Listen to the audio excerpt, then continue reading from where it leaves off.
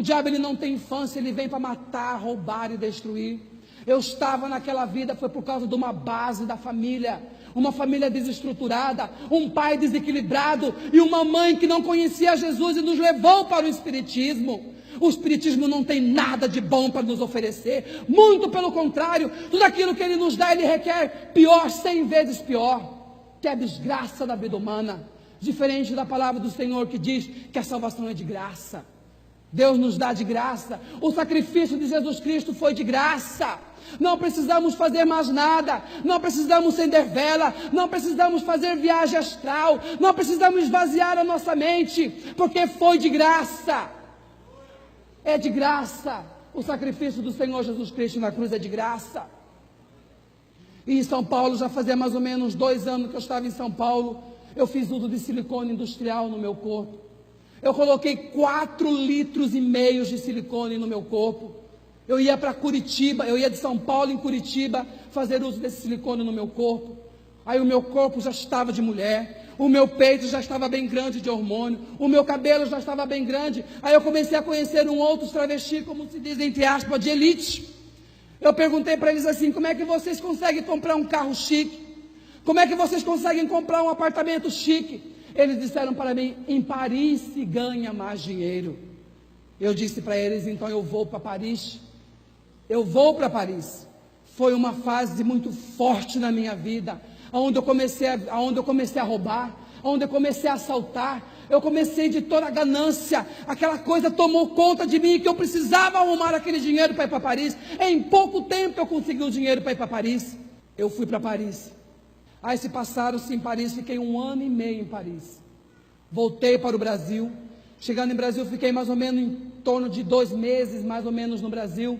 Aí eu voltei de novo para a Europa, passei por Portugal, não gostei de Portugal, fui para Madrid, na Espanha, fiquei 8 meses na Espanha, em Madrid. De Madrid fui para Barcelona, fiquei quase 1 ano em Barcelona. De Barcelona nós partimos num grupo de travesti, num navio, fomos para Roma, para a Itália, onde eu fiquei quase 1 ano em Roma.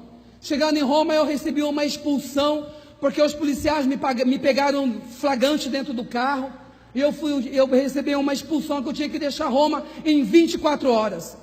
Aí eu chamei um outro amigo meu, um outro travesti, e disse para ele assim: Espanha já está conhecido, Portugal está conhecido, Itália está conhecido já, vamos para a Grécia.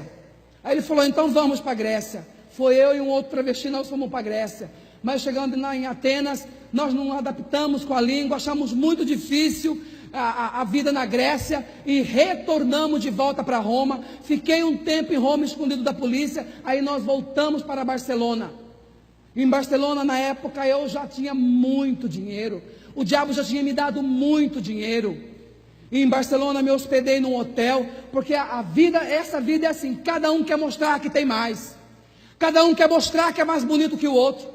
Cada um quer mostrar que tem poder maior que o outro. Cada um quer sobressair maior que o outro. E isso eu também queria.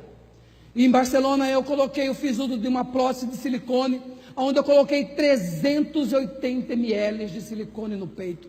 Aí eu já estava um travesti completo.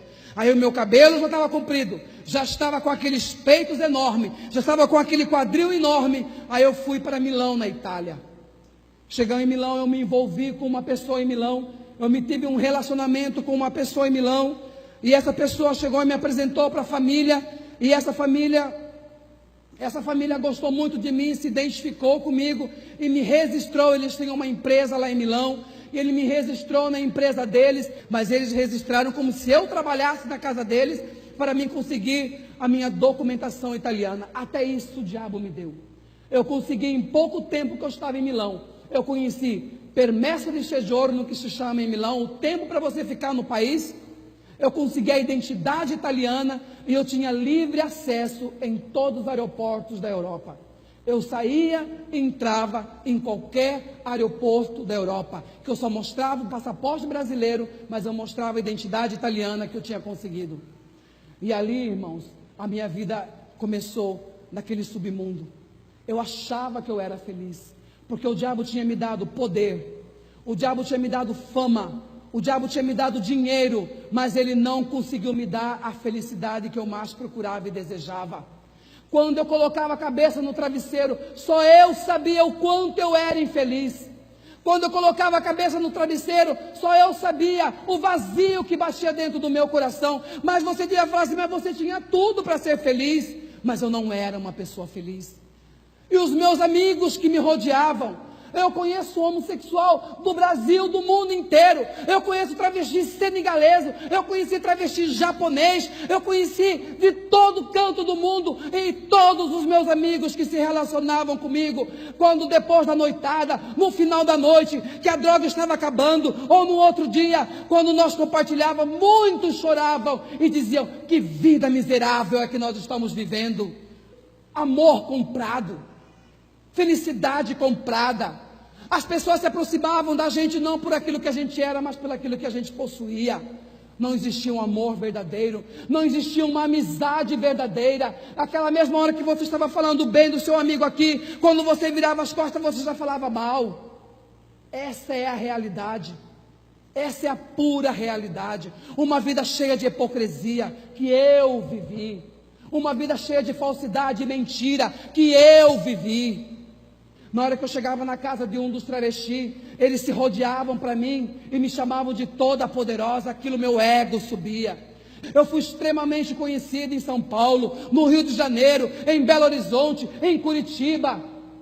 Todos essa classe na época me conhecia, sabia quem eu era. Muitos diziam assim, quando você chegar na Itália, você procura a Kátia, um travesti que mora em Milão, no bairro assim, assim, assim, que ele vai fazer você atravessar a fronteira.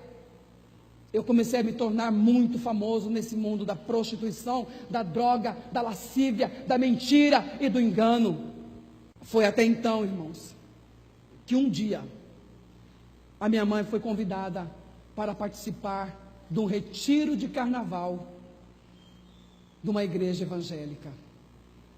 E nesse retiro de carnaval, a minha mãe conheceu o Deus da Bíblia. Nesse retiro de carnaval, a minha mãe conheceu o Jesus da Bíblia. A minha mãe conheceu o Deus presente, o Emanuel. Não é aquele Deus distante, como muito costuma dizer. Ai, meu Deus do céu, não, é o Deus presente, é o Deus real, é o Deus verdadeiro, é esse mesmo Deus que está aqui nesta noite. E quando a minha mãe conheceu esse Jesus, a minha mãe descobriu que existia uma esperança para o filho que estava perdido. Quando a minha mãe passou a ter entendimento daquilo que diz a palavra do Senhor, a minha mãe começou a orar pela minha vida. E a palavra do Senhor diz que a oração do justo pode muito em seus defeitos.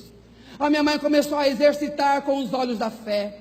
A mamãe começou a profetizar na minha vida sem mesmo saber que estava profetizando.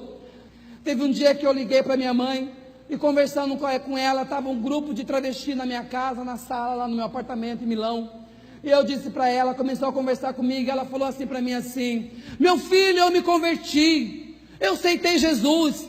Eu recordo que eu peguei o microfone, o telefone, coloquei o telefone assim na mão e comecei a falar com os outros, ai, minha mãe virou crente, olha, minha mãe virou crente. Todos aqueles que estavam na sala debocharam de mim. Todos aqueles que estavam ali na sala debocharam da minha mãe.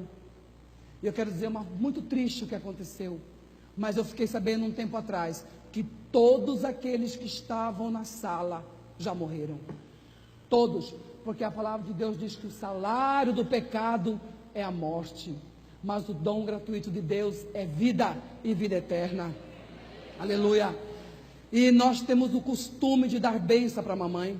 Desde pequenininha a mamãe nos ensinou a dar bênção. É maravilhoso quando uma mãe abençoa o seu filho. É maravilhoso quando um pai abençoa o seu filho. E quando nós terminamos de falar pelo telefone, eu dei bênção para ela antes dela falar para mim, Deus te abençoe. Ela disse uma frase que ela nunca então tinha dito para mim. Ela falou para mim, meu filho, Jesus te ama. Jesus te ama. E Deus te abençoe. E todo mundo foi embora. Quando eu fui deitar, aquela frase ficou na minha cabeça, Jesus te ama, Jesus te ama. E a minha mãe começou a arrumar um grupo de mulheres, a minha mãe reuniu umas intercessoras, canela de fogo, e começou a orar pela minha vida. A mesma história que aconteceu com Abraão, aconteceu com a minha vida. porque a minha mãe começou